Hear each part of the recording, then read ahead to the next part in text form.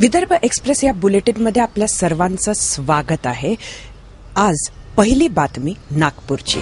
रक्षकच कसे भक्षक बनतात या बातमीतून आपल्याला कळतं आहे।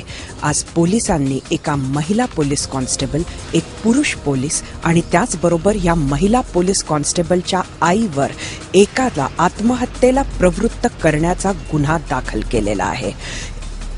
आत्महत्या करणाऱ्याचं नाव जेम्स आहे आणि हा शहरातील एका अगदी नावाजलेल्या जिममध्ये ट्रेनर म्हणून काम करत होता।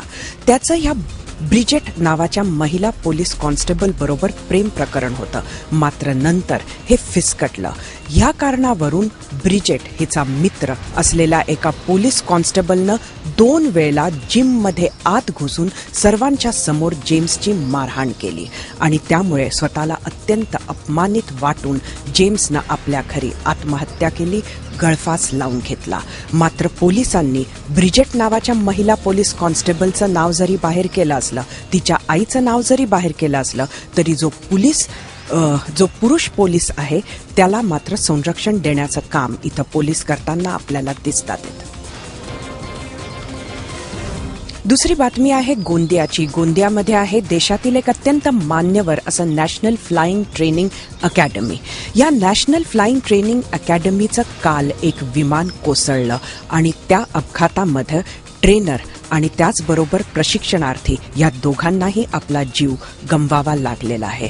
रंजन गुप्ता हे पायलटचं नाव होतं, तर हिमानी गुरुदयाल कल्याणी हे प्रशिक्षणार्थीचं नाव होतं।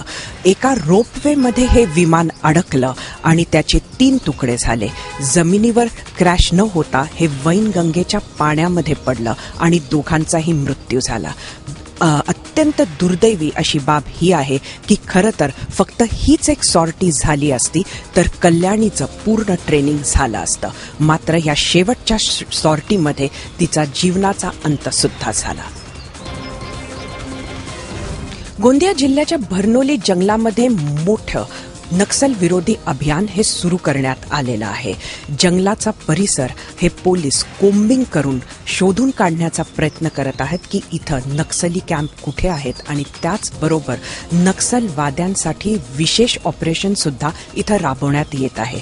सुकमामध्ये झालेल्या नक्सली भ्याड हमल्यानंतर गोंदियाच्या केशोरी पोलीस ठाण्याअंतर्गत सुद्धा स्फोटकं आढळली होती।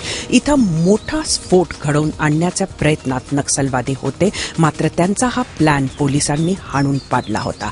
त्यानंतर आता पोलिसांनी इथलं कोरची कुरखेडा दलमचा जो कमांडर आहे रामदास याच्यावर गुन्हा दाखल केलेला आहे आणि तीव्र अशी शोध मोहीम या जंगल परिसरामध्ये त्यांनी सुरू केली आहे।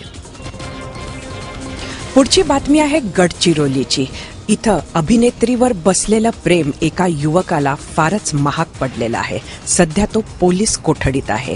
स्वप्नील सहारे नावाचा हा युवक BAच्या पहिल्या वर्षी शिकतो, मात्र टीव्हीवर पाहिलेल्या मालिकेमधील एका अभिनेत्रीवर त्याचं खूप प्रेम जडलं। ही अभिनेत्री मुंबईत राहते, मात्र स्वप्नीलनं तिचा नंबर मिळवला आणि तिला अश्लील संदेश पाठवणं सुरू केलं। तिनं केलेल्या तक्रारीवरून पोलिसांनी शोध घेतला आणि अगदी कुरखेड्याच्याही आतल्या भागामध्ये एका छोट्याशा गावात राहणाऱ्या या स्वप्नील सहारेला पोलिसांनी ताब्यात घेतलं। सध्या स्वप्नील सहारे हा कोठडीत आहे।